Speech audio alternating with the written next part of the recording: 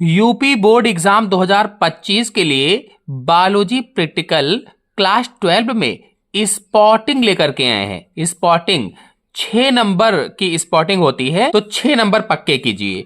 आज के वीडियो में बताएंगे आपको कि स्पॉटिंग कैसे करें, स्पॉटिंग में क्या क्या लिखना होता है, स्पॉटिंग के चित्र कैसे बनाएं, 2025 में कितने स्पॉट करना है, सब कुछ पूरी जानकारी चित्र सहित आपको समझाएंगे नोट्स के साथ में। तो ऑफिशियल साइट से चुने हुए स्पॉट लेकर के आए हैं, जो सरकार द्वारा निर्धारित है स्पॉट, वही चुने हुए स्पॉट लेकर के आए हैं।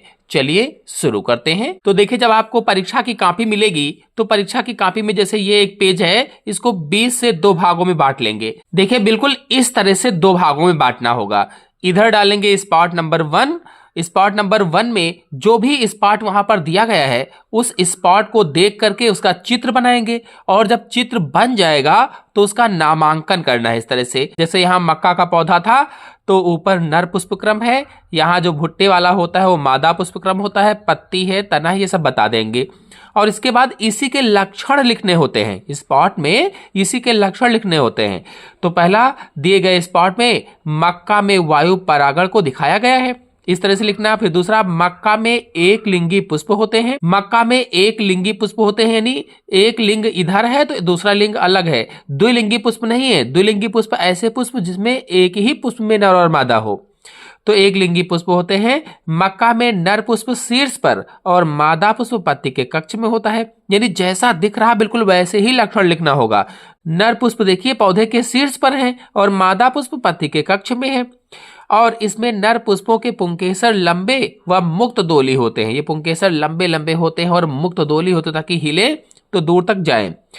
मादा पुष्पों में बहुत सी वर्तिकाएं पतले रेशों के रूप में निकली रहती हैं। देखिए, यहाँ जो भुट्टे से रेशे निकले रहते हैं वो वर्तिकाएं होती हैं। तो इस तरह से लक्षण लिखना होगा। फिर इधर डालेंगे स्पॉट नंबर 2, और स्पॉट नंबर 2 जो भी होगा वहां पर उसको देखकर चित्र बनाएंगे। यहाँ पर देखिए, यहाँ मैंने उदंबरुक पुष्पक्रम का अंजीर वाला बनाया हुआ है।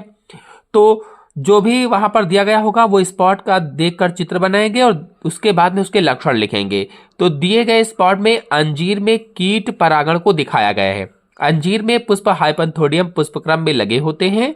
अंजीर के अंदर नर पुष्प ऊपर की ओर और मादा पुष्प नीचे की तरफ होते हैं। नर पुष्प इधर और मादा पुष्प इधर होते हैं। देखिए, मैंने बना भी दिया है मेल फ्लावर और फीमेल फ्लावर। इसमें नर व मादा पुष्प अलग अलग समय पर परिपक्व होते हैं और इसमें मुख्यतः मादा बर्रों द्वारा परागण होता है। तो इस तरह से स्पॉट नंबर 1 और स्पॉट नंबर 2 लिखेंगे। देखिए, कुल 6 स्पॉट लिखने होंगे। 6 स्पॉट आपको लिखना है। सिलेबस में 2025 में है 6 स्पॉट। तो पहला यहां हो गया, दूसरा यहां हो गया, शॉर्ट ले लीजिए इसका। इसके बाद में तीसरा और चौथा, दूसरा जब पेज खोलेंगे तो 20 से फिर 2 भाग कर लेंगे। स्पॉट नंबर 3 लिखेंगे। जो भी वहां पर स्पॉट है उस स्पॉट को देखकर चित्र बनाएंगे और उसका नामांकन करेंगे। फिर उसके लक्षण लिखेंगे। कम से कम 5 लक्षण जरूर लिखना है। 5 ना हो पाए तो 4 जरूर लिखिए। दिए गए स्पॉट में पक्षी परागण की क्रिया को दिखाया गया है। यह पुष्प बिग्नोनिया का है। बिग्नोनिया का पुष्प है। इस पुष्प में गुंजन पक्षी द्वारा परागण होता है, यानी बिग्नोनिया में गुंजन पक्षी के द्वारा परागण की क्रिया होती है। यह पुष्प बड़े आकार के, आकर्षक लाल रंग के तथा बेलनाकार होते हैं। देखिए, बेलनाकार है। इसका दलपुंज मोटा व मजबूत होता है।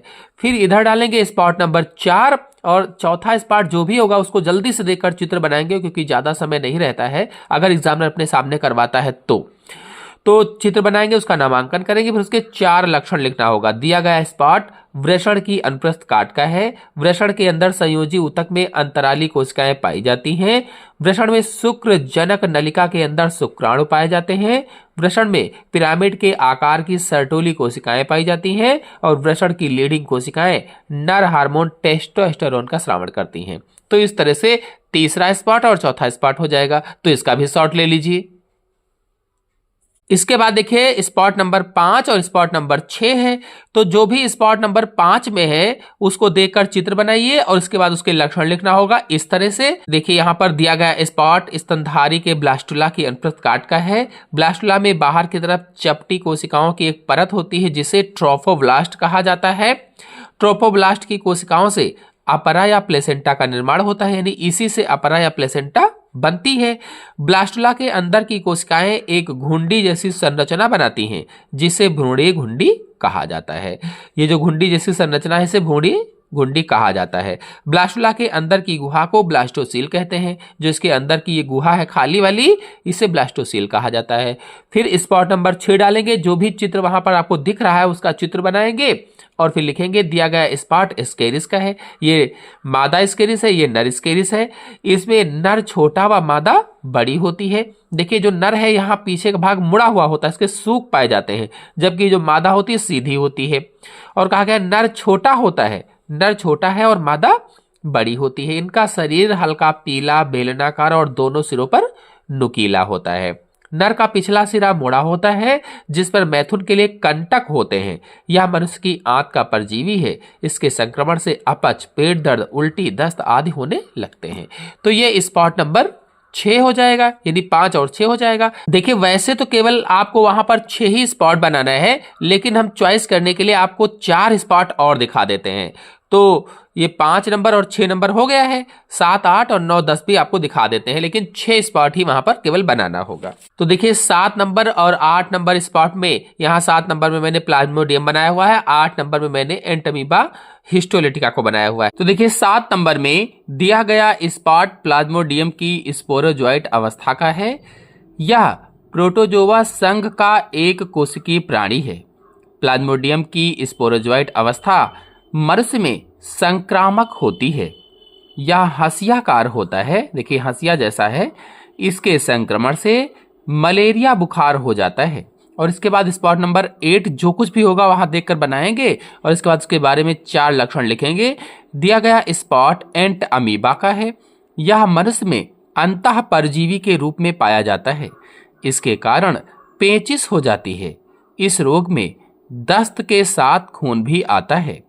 इस रोग में पेट में दर्द तथा ऐंठन भी होती है।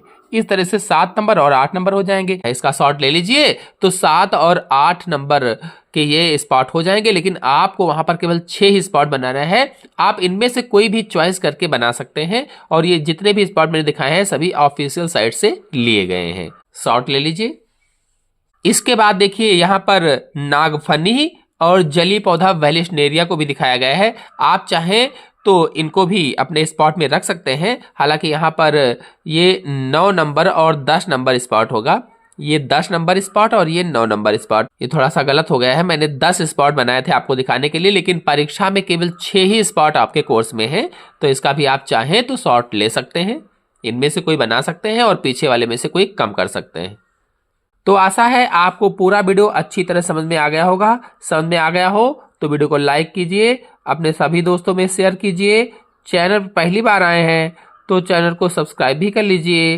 धन्यवाद।